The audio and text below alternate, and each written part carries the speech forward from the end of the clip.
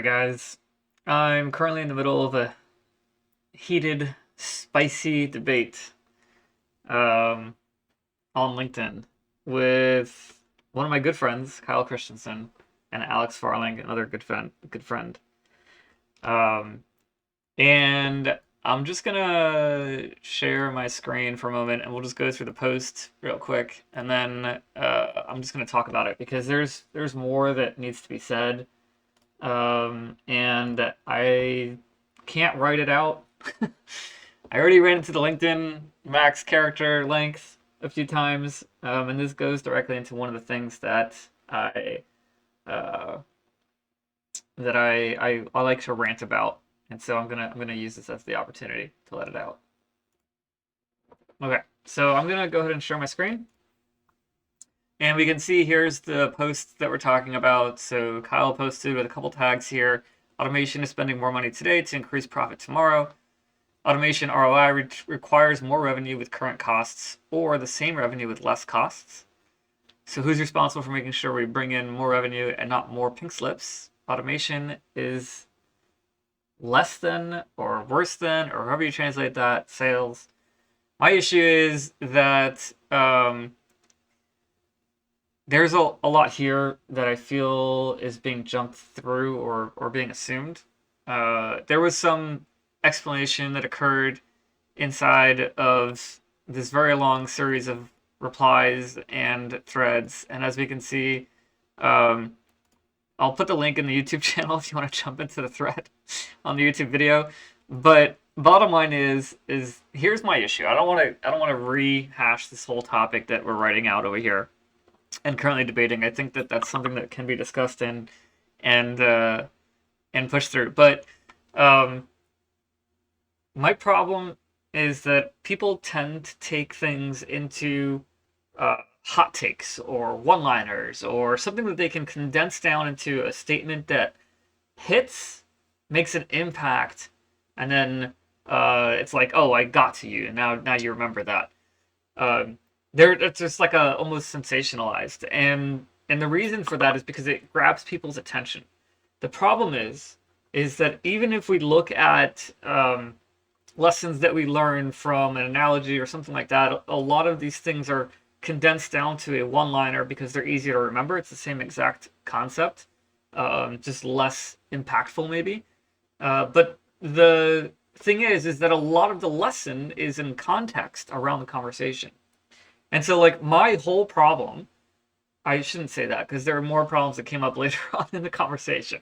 But when my first initial reaction to this post, when I first saw it, was I ignored the tags and I saw the screenshot, was the automation is less than sales, primarily. And then the assumption here that because automation requires ROI of some kind, therefore we're firing someone, like that's another assumption that was being made in this statement that I took an issue with, and so because of that I jumped into it. We fast forward now, after 3 hours. Kyle explained that in his perspective from the business side, with an ROI, it means that you have to let someone go. That's the only way you get return on your investment, is by letting someone go, because we're talking about salary as the cost, and to decrease cost, you have to remove someone. So the third statement is less of an assumption and more of within the context of a business ROI that states that a cost is a person, and to decrease cost, you have to get rid of that person.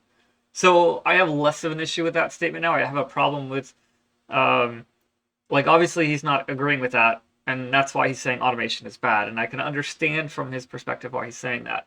But the problem is that today, automation is a valuable tool for your business that can be used, as long as it's balanced properly with intention and strategy in terms of where and when you use it.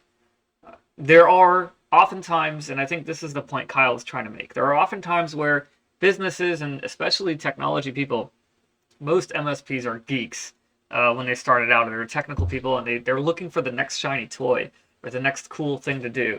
And so automation can be seen as the next cool toy. or AI can be seen as the next cool toy, and so they're looking to just do AI. The amount of times I've been talking to a customer like, hey, we want to do automation. Okay, automation with what? I don't know. I just want to do it. That doesn't help, right? So without having an intention for it or a strategy behind that automation, then you end up wasting money at that point. Yeah, sure, you've done some really cool things, but how much does that bring back to your business for real? Like, how much is that really helping your business? And so that's the mindset that I think that Kyle and I can both agree need to be delivered here. But my issue is the one-liner saying automation is less than sales. In my mind, it's more of a balance. You need to have both to succeed in some cases, or maybe not need, but if you were depending on your need, which one you use is going to vary based off of the situation. And it's not that one is less than the other, or that you can get rid of one and do focus only on the other. It's that they work together. The amount of work that you have is generated by the sales that you're doing, and the amount of work that you can perform is generated by the number of people that you have doing that work. And what we can do with automation is we can increase the amount of work that we can do without increasing the amount of people that we have doing that work, because we can make it more efficient. We can offload tasks out, things that are either client-facing, which is billable work, or things that are internal business processes, which would not be billable work, they'd be overhead. And if we can automate those out, then we can increase the amount of time that our existing staff can spend. I got sidetracked completely. This wasn't the point. I didn't want to rehash the argument. My point is that it's my issue is the number of times that we take a massively large topic and we condense it to a one line and we lose so much context, which causes misinformation and misinformed people to do things in an incorrect way. Because people don't think in one-liners. They expand out from it. So when they read something, they follow a trail in their mind and they go down this path, and then they expand and extrapolate and cause a lot of things to go wrong because they didn't necessarily, maybe not wrong, maybe it did work out for them in the end, but it's different because it's not what was intended for by the original from the original lesson that's being made. And so that's really what I wanted to talk about. If you want to go back into the automation and dive in and how to use, like, that's all on the LinkedIn post. I'm going to put that comment in there. Anyways, I hope this was interesting. It's something I had to get off of my mind. It's something that's been, that bugs me. I see it everywhere. People like to one-line things and they get these zingers, and it's not always helpful, and it drives me crazy how damaging it can be sometimes, and people just don't realize that. Thanks for watching, and have a great rest of your day.